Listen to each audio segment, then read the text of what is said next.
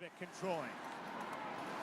No walk the blue, challenged by Ryan Preck, kept in by Robic. Now Matheson walks in, blocked off the head of Matheson. Ouch. And this time it is a whistle. We saw one earlier in the series off of Ryan Preck that did not get whistled dead. Stephen Reinprecht right beside him too. That's going to be scary to see that happen. Yeah, that was it was like the movies. Like when people ask like what was going on through your head, like it hit. Like I thought when he took the shot, I was so close that I thought there's no way it would hit me in the head, but it rolled on him and it did hit me, and before I know it I was down.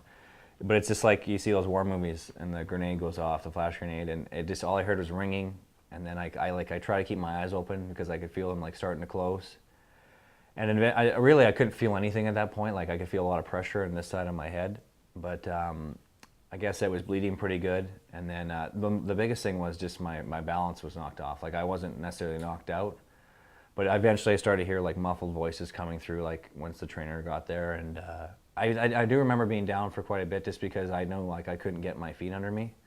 But once I was able to get help off, it was weird. Like for the next 2 hours it was kind of freaky because like I couldn't stand up on my own power just because I was so off balance. Like the room was just spinning.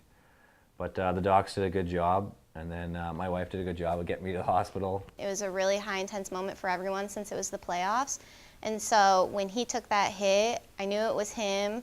I wasn't seeing him get up, and I've never seen him have an injury that he couldn't immediately stand from and at least get himself off the ice. So it was very emotional, and thank God for players like Matt Claxton that immediately were texting me, and Courtney was letting me know that he was okay from the bubble and stuff. So very emotional. We were at the hospital until 3:30 that morning getting everything taken care of. And the funniest part about that night was we went to the hospital and got a CAT scan, everything got cleared out, and once I got a few more stitches in the one ear, they wrapped my head to keep my ear from like swelling, because I had like a Shrek ear, like that scene from Hitch when he's gets allergic to the, I'm not sure, I forget what he gets allergic to, but my ear was like out like this.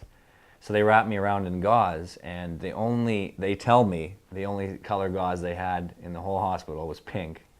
So I walked out of there at 3:30 in the morning with pink gauze wrapped around my head. When I first got hit, I was more panicked about, I've never been knocked out, and like I said, like my eyes just kept shutting, and like I just tried with all my power to keep my eyes, that was all I was thinking, I was focusing on. So once that passed, and like the docs, I mean, when people come in and they look at your ear, because I hadn't seen it yet, and they kind of go, oh, you know, you kind of wonder exactly what your ear looks like. But it was a long healing process, but I did get my hearing checked out a couple weeks after, and I was told I was fine. So from then on, I was kind of almost more fortunate that it wasn't worse, you know.